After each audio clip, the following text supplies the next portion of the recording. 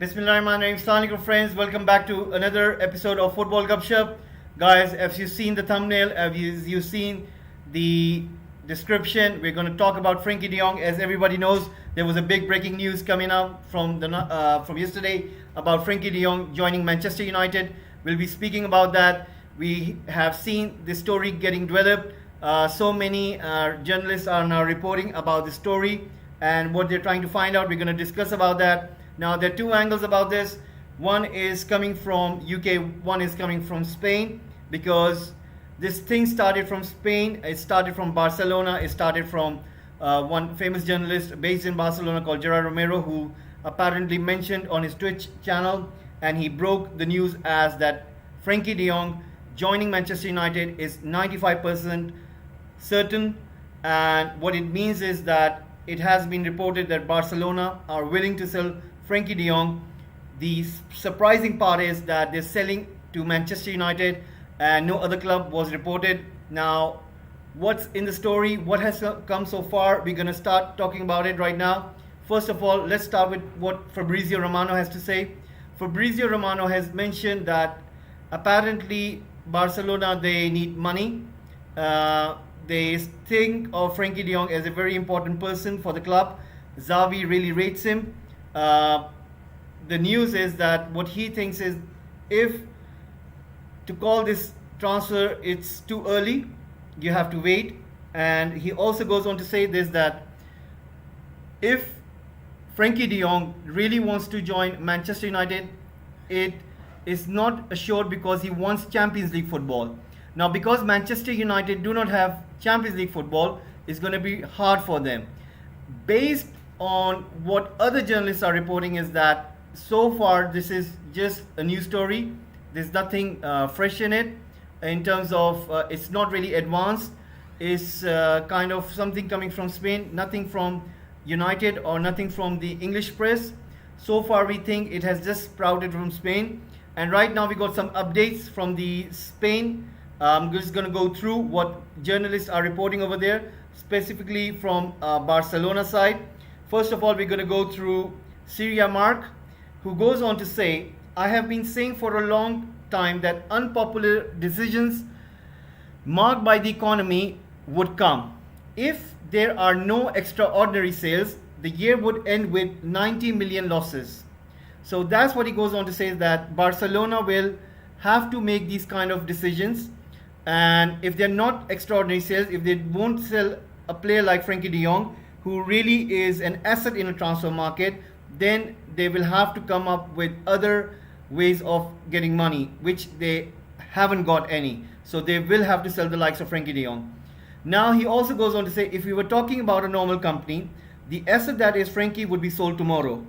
If Frenkie is in the market, it is because the management has given the okay to the economic part. So that what it means is that the management of Barcelona are willing to sell Frenkie De Jong, whereas the sporting side, which is Xavi and the coaches, they wouldn't want to sell him. But because it is necessary to get money for a player like Frenkie De Jong and spend that money in the other areas of the squad is quite essential right now for Barcelona. And they need to get that salary free, which will really make room for other players to come in. And this is what the angle is. Now, going on, he also says, for the summer, the salary limit, no matter how much you earn a lot of money now, is not going to help you because the year ends in May. For this reason, you have to sell to a powerful asset before the end of the month. So what they're trying to say is that they need the money before the end of this month. They need to do this transaction. They need to show money on their books. They need to show the money in their accounts. They need to have this money by the end of this month. That is why the story has sprung so fast. It's come like a shockwave, mostly to United fans, to everyone in Barcelona, all over the world of football. And this is what he is trying to say. Moving on, he also goes to say that financially it's a good operation. It is an asset that is in demand. Whether or not it has met expectations is another debate. To incorporate essential assets, they need to release a salary limit. Now, we all know that Barcelona have been linked to the likes of Lewandowski.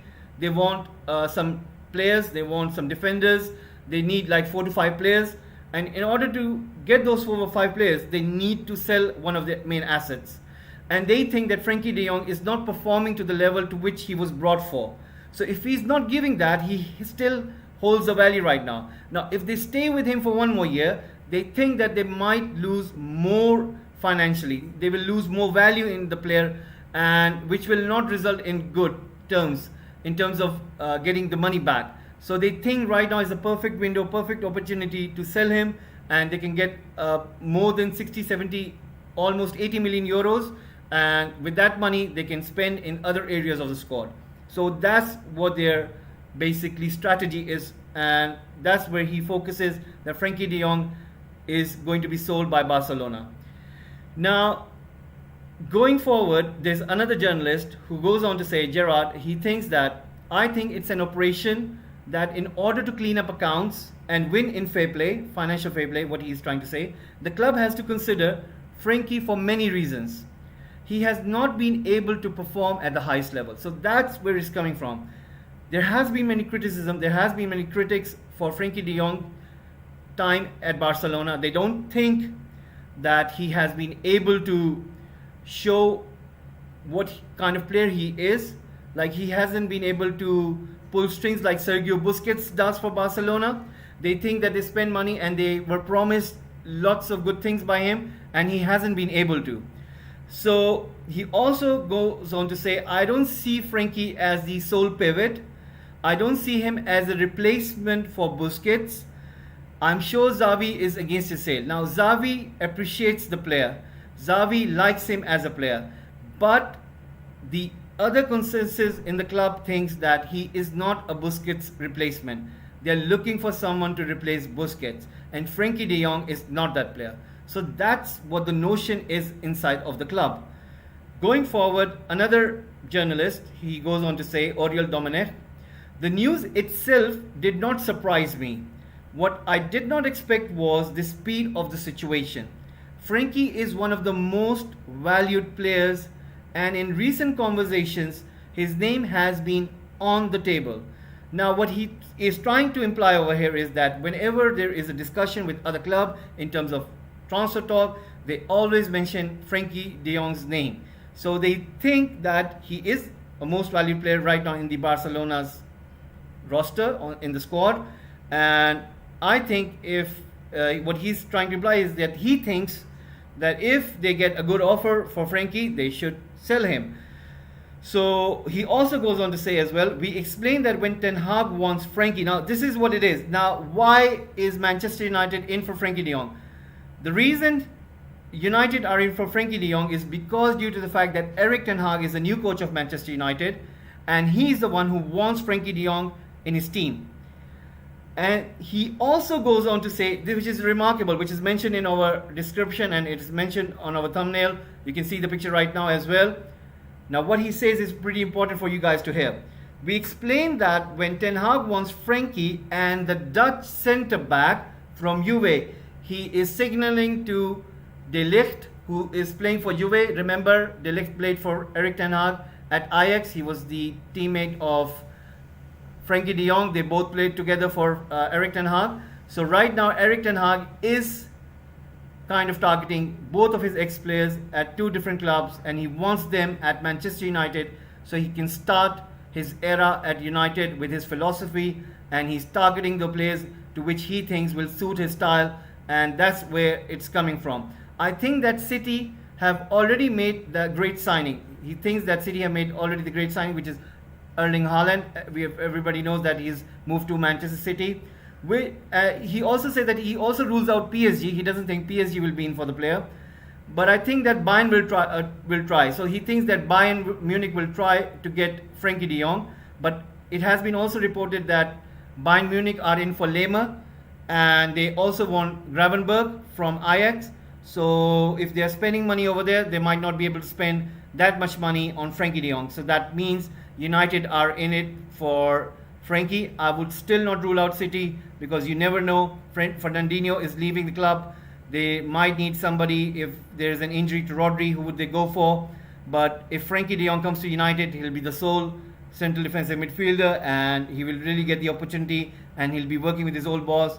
Although there's a downside to it, he won't be playing in Champions League, which is essential as this is a World Cup year, and you need to be playing in those big competitions to be able to compete against top players, top sides, and show your form, take that form to the international tournament such as World Cup. So I think that that's the only downside to this move. If he moves to Manchester United, other than that, he'll be a main player. He will be a perfect lieutenant for Erik Ten Hag, and he would try to employ what Erik Ten Hag wants United to do, to play in his style.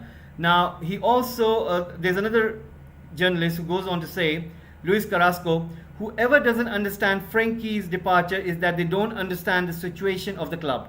Luckily, La Masia has given you great midfielders, and to have performance next year, you have to sign and first sell. So he goes on to say that apparently, if Barcelona want to spend in the squad, they need to get 4 or 5 players, they will have to sell first. And they can produce in La Masia. They have many players who can replace Frenkie De Jong. So that's what he's reporting. He also goes on to say it's a shame that Frenkie has to leave, but Bartomeu has left what he has left for whatever reason. Frenkie hasn't quite fit in. He is a player who seemed to be a flagship for the club. Now that means that the Barcelona fans, the Barcelona club, they think that Frenkie De Jong isn't being able to produce what he was brought in for, and that's where the criticism lies, and that's where the things are. But there's another journalist who goes on to say, I have no idea who is going to mess up at United because they want to start a new project. Frenkie will be able to do what he likes the most, be a bit chaotic, which sometimes used to throw Xavi off balance. So what he's trying to say is that Xavi is also not content with some of his decisions on the field. So Xavi wouldn't mind that if he gets sold and he gets that money, and with that money he can basically invest in the other areas of the squad. He also goes on to say that it's a clear operation. Ten Hag wants Frenkie, and I think he favors Barca. The Azulgrana will be able to strengthen themselves with players who fit better, but it's a step back for Frenkie because he's not going to play in the UCL. So there you go, guys. That's what he's trying to say, that he won't be able to play in UCL, and that's the only downside. Moving to Manchester United. Now, there's another news coming up, which is regarding Erik Ten Hag having a meeting with Manchester United Recruitment Team in Amsterdam. What it means is that straight away his title win, which was yesterday, he won the 36th title at the Eredivisie with Ajax, and now he is free in terms of he can discuss with Manchester United what he wants to do. And he had a meeting today in Amsterdam with the Manchester United Recruitment Team. Now, what the news are coming out from that important meeting is that Erik Ten Hag wants to target 2 midfielders, 1 centre back, and 1 versatile forward. I'll come to the versatile forward later, but we'll discuss about 2 midfielders and centre back. Now, with Frenkie De Jong, if it's true that Manchester United do want, although it's too early to call, but if Manchester United do want to get Frenkie De Jong, then the other midfielder, I think, who is that going to be, is going to be one up for debate. Perhaps Erik Ten Hag would have signaled his opinion. As we all know that Manchester United do like Declan Rice. I'm sure that the recruitment team would have discussed it with Erik Ten Hag, and they would have told him that, you know what, West Ham United are asking for 100 to 150 million euros, and do we think he's up to that money? Do we think he is the kind of player? And I don't know what Erik Ten Hag response would have been. I think if the valuation of Declan Rice would have been economical or would have been suitable, Erik Ten Hag would have said okay, or perhaps he would have said no, there's another name. But if Frenkie De Jong name has come up, that means because he's affordable, he's gettable, Barcelona are willing to sell him, whereas West Ham United, they don't want to sell Declan Rice. So Erik Ten Hag has given his blessing for Frenkie De Jong, whereas for the other midfield target, we do not know yet who's that going to be. We're going to find out soon as the story develops, as the days goes on into the transfer market. There's still season going on. There's still Champions League to be played. And before the players go for the holidays, I think, and the international break as well, we'll tend to find out about these transfer stories more as we go on. Now, the name for centre-back, which was reported by most of the journalists, was Pau Torres from Villarreal. But right now, this news coming out from Spain that apparently Erik Ten Hag wants De Ligt. And De Ligt, as we all know, has 2 years remaining on the contract. So which means Juventus, if they're willing to sell him, but we all know that Chiellini has expressed his retirement. He'll be retiring at the end of the season. So we do not know that if Juventus would want to be selling an asset like De Ligt. So we can expect something as a no from that end as well, but we do not know until United test out the waters and give an offer to Juventus. Who knows, perhaps they give an offer of 50-60 million and Juventus would want to sell him. So whatever it is, everything is going to come from Erik Ten Hag. Now we're going to move to the versatile striker. Everybody is keeping the tabs on Darwin Núñez, who is a good striker, plays for Benfica. He has shown his skill and case in Champions League as well. If anybody has not seen him, he has shown his worth that he's a pretty good striker. He can play as a front man, he can play as a lead man, he can score goals, he can keep the ball, he can do everything as a number 9 does. And he will be the next heir to the Cavani in Uruguay national team. Now the thing is, when he mentions a versatile forward, a name comes in mind such as Lautaro Martinez. Lautaro Martinez is a forward who could be called versatile. He can play as a target man, he can play as a lying man, he can play on the wings, he can play as a deep midfielder, he can play as a false 9. He can do everything that can be asked of a versatile forward. And I think that Inter Milan are willing to sell him because they are interested in Dybala. They get Dybala for free. They will sell Lautaro Martinez for 60 million euros. Now, Darwin Núñez, the price which has been put on him is about 70 to 90 million euros, whereas Lautaro Martinez is being sold for 60 million euros. So if Erik Ten Hag is asking for a versatile forward, we can expect the likes of Lautaro Martinez playing in for the Reds in Manchester this coming season, and it will not be a surprise because he suits the way Erik Ten Hag football is, free-flowing football, attacking football, and Lautaro Martinez will really suit that. Remember guys, Cristiano Ronaldo wants to stay at United, and he would suit it would suit Lautaro Martinez playing with Cristiano Ronaldo, and both of them playing for United will give extra dimension, and it will be perfect partnership made in you can expect in the world of football. So that's what it is guys, and hopefully you guys would have liked the episode. I want to thank you guys for tuning in. I want to thank you guys for listening to Football Gupshup. Guys, please do subscribe to the channel. We're trying to grow this platform on YouTube. Please press that subscribe button on your bottom right corner. Please press that like button as well. Put in your comments what you think of the story. The story is still fresh. It's growing day by day. More news will be coming out. More updates will be coming out. I'll be giving you updates regarding the story as soon we get them, and as I can get to compile them and then give it to you. So please do tune in. We're looking to grow this channel. We're trying to get to 1,000 subscribers. The only way for us to do it is if you guys can subscribe and really support Football Gupshup. So I want to thank you guys for tuning in, and hopefully I'll be seeing you in the next one. So thank you for watching Football Gupshup.